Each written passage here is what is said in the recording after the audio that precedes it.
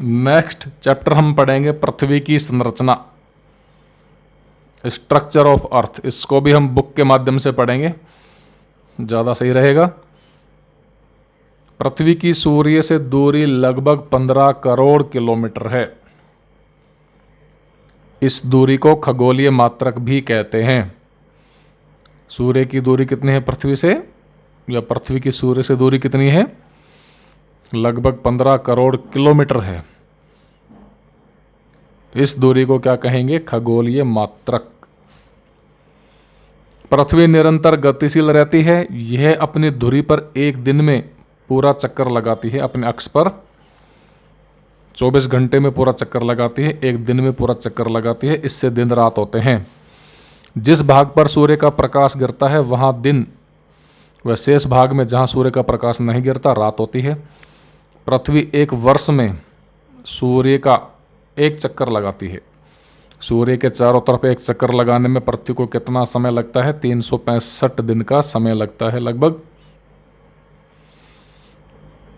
पृथ्वी अपनी धुरी पर सीधी नहीं होकर 23.5 डिग्री पर झुकी रहती है। एकदम सीधी नहीं होकर कैसे होती है? 23.5 डिग्री पर 23.5 अंश पर झुकी रहती है।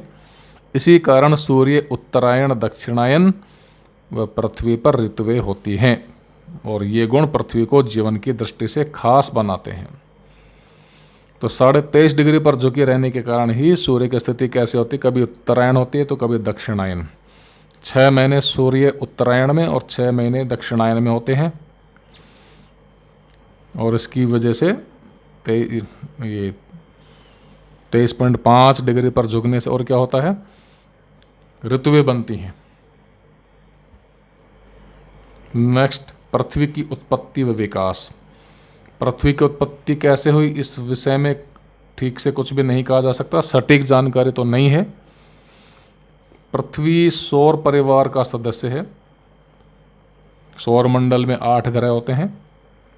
पहले 9 होते थे। यम ग्रह को हटा दिया गया है, प्लूटो को उसे क्षुद्र ग्रह के श्रेणी में दे दिया गया है। पृथ्वी सौर परिवार का सदस्य है। कौन कौन से हैं? बुध, शुक्र, पृथ्वी, मंगल, बृहस्पति, शनि, अरुण, वरुण। तो ये 8 ग्रह हैं जो सौर मंडल के सदस्य हैं, सूर्य के चारों तरफ चक्कर लगाते हैं। अतः यह माना जाता है, पृथ्वी सौर परिवार का सदस्य है, अतः यह माना जाता है कि सौर परिवार के साथ ही इसकी भी उत्पत्ति हुई होगी। ज्वारीय परिकल्पना को वर्तमान में सर्वाधिक विश्वसनीय माना जाता है। पृथ्वी की उत्पत्ति से संबंधित कौन सी परिकल्पना सटीक मानी जाती है? ज्वारीय परिकल्पना।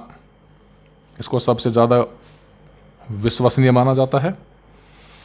क्या है यह परिकल्पना? इसके अनुसार एक विशाल तारा सूर्य के समीप आया। कोई विशाल तारा सूर्य के समीप आया, उससे क्या हुआ? आकर्षण के कारण सूर्य से बहुत सारा पदार्थ उभर कर बाहर आ गया था। यह उभार सिरों पर पतला व मध्य में मोटा था। बाद में तारा तो अपने रास्ते चला गया और सूर्य से बाहर आया भाग टूटकर ग्रहों में बट गया। ग्रहों को क्रम से जमाने पर सिरों पर पतली व बीच में मोटी सिगार जैसी रचना बनती है। आपने चित्र देखा होगा।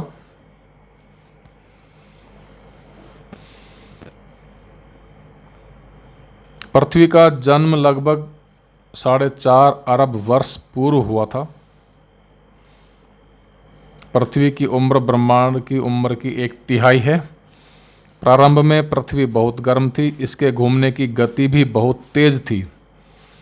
घूमने पर बाहर का भाग ठंडा होता, मगर वह छिटक कर अलग हो जाता था। इसे ठंडा होने में करोड़ों वर्ष लग गए।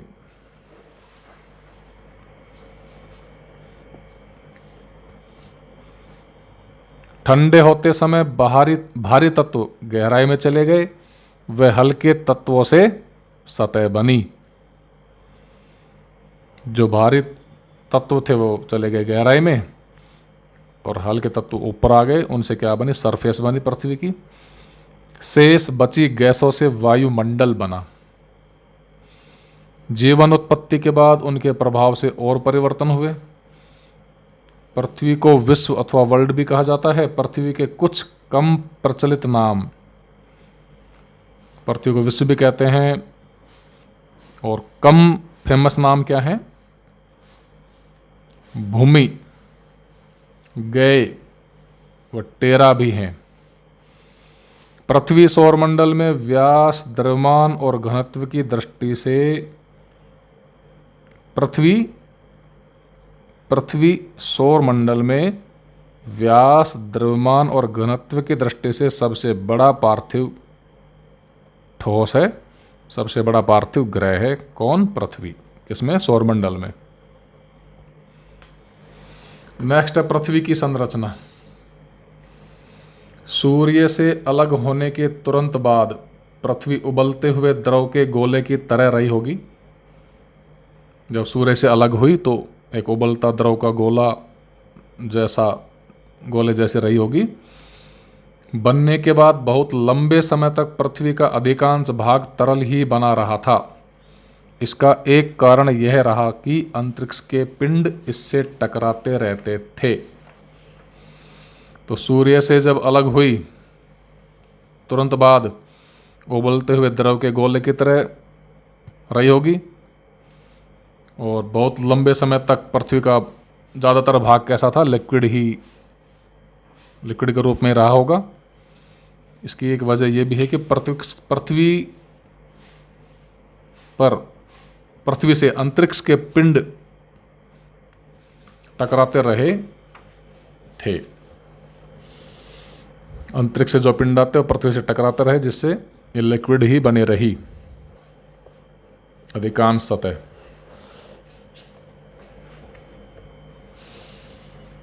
चार 4.4 अरब वर्ष पहले मंगल ग्रह के आकार के एक पिंड के पृथ्वी से टकराने से चंद्रमा की उत्पत्ति हुई। क्वेश्चन पूछा जा सकता है कि चंद्रमा की उत्पत्ति कैसे हुई? तो 4.4 अरब वर्ष पहले मंगल ग्रह के आकार का कोई पिंड पृथ्वी से टकरा गया, जिससे चंद्रमा की उत्पत्ति हुई। चंद्रमा पृथ्वी का एकमात्र प्राकृतिक उपग्रह है। यह अपनी आकर्षण शक्ति द्वारा समुद्री ज्वार पैदा करता है।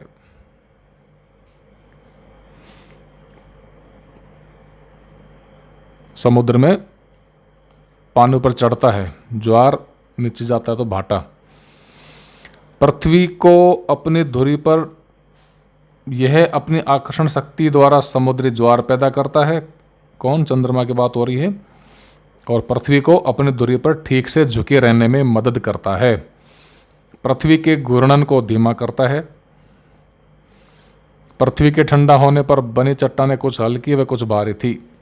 भारी चट्टानें गहरी धंस गई, हल्के तत्वों से बनी चट्टानें ऊपर रही। इन हल्की चट्टानों से पृथ्वी की सतह बनी। उसके बाद हम पढ़ेंगे पृथ्वी की आंतरिक संरचना। तो पृथ्वी की संरचना परतों के रूप में मानी जाती है। जैसे प्याज में छिलके होते हैं, उसी प्रकार पृथ्वी की संरचना होती है परतों के रूप में। पृथ्वी के केंद्र से सतह की दूरी लगभग 3900 किलोमीटर होने का अनुमान है। पृथ्वी में अभी तक 15 किलोमीटर से अधिक गहराई का छिद्र करना संभव नहीं हुआ है। पृथ्वी के केंद्र से लेकर ऊपर की सतह तक की डिस्टेंस कितनी है? 3900 किलोमीटर। और वैज्ञानिक अभी तक 15 किलोमीटर गहराई में ही छेद कर पाए हैं, उससे ज़्यादा गहरे नहीं घुस पाए हैं। अभी तो केंद्र तक बहुत दूरी बाकी है इसकी। पृथ्वी को मोटे तौर पर 3 प्रकार की परतों से बना माना जाता है। नंबर 1 है ऊपरी परत। पृथ्वी की ऊपरी परत क्या है? भूपर्पटी। ऊपरी परत यानी भूपर्पटी क्या है? एक ठोस परत है। पृथ्वी की ऊपरी परत अर्थात भूपर्पटी एक ठोस परत है। इसे पृथ्वी की त्वचा भी कहा जा सकता है, माना जा सकता है। इसकी मोटाई सभी स्थानों पर एक समान नहीं है। इस अंतर के कारण ही कहीं पहाड़ तो कहीं समुद्र बने हैं। कहीं पर पहाड़ कहीं पर समुद्र बनने का कारण क्या है? विज्ञान के अनुसार क्योंकि इसकी मोटाई सभी स्थानों पर एक समान नहीं है। भूतल दो भागों में बटा हुआ है, जलमंडल व स्थल मंडल में। वायुमंडल भी स्थल मंडल का ही भाग है। स्थल मंडल का अधिकांश भाग मृदा से बना होता है। जल, थल व वायुमंडल का वह भाग जिसमें जीवन पाया जाता है उसे जैव मंडल कहा जाता है। तो पृथ्वी के आंतरिक संरचना का डायग्राम इसमें देख सकते हैं। बाहरी परत है भूपर्पटी या भूपटल, उससे अंदर वाली परत है दूसरे नंबर की मेंटल, आवरण, ग्रीन कलर का दिखा रखा है। और सबसे नीचे सबसे भीतर कौन सी परत है? क्रोड। ये सबसे मोटी होती है, कौन सी? मेंटल। और अंदर वाली क्रोड ये दो भागों में बटी होती है, बाहर वाला क्रोड और अंदर वाला बाहरी क्रोड, आंतरिक क्रोड। उसके बारे में आगे पढ़ेंगे। तो पृथ्वी के अतिरिक्त अन्य किसी ग्रह पर जैवमंडल अभी तक नहीं पाया गया है। पृथ्वी की भूपर्पटी की संरचना प्रारंभ से ही ऐसी नहीं रही जैसी आज है। वर्तमान में भूपर्पटी का लगभग 70% भाग जल से ढका है। सामान्यतः यह समतल रहता है। शेष लगभग 30% भाग स्थल है, जिस पर कहीं मैदान तो कहीं पर्वत, कहीं मरुस्थल तो कई घाटियां हैं। पृथ्वी के बनने के प्रारंभ के कुछ लाख वर्ष तक भूपर्पटी एक पतली व एक इकाई के रूप में थी। तो पहले तो पृथ्वी की जो ऊपरी परत है भूपर्पटी, वो एक इकाई के रूप में थी। कहीं भी डिवाइडेशन नहीं था।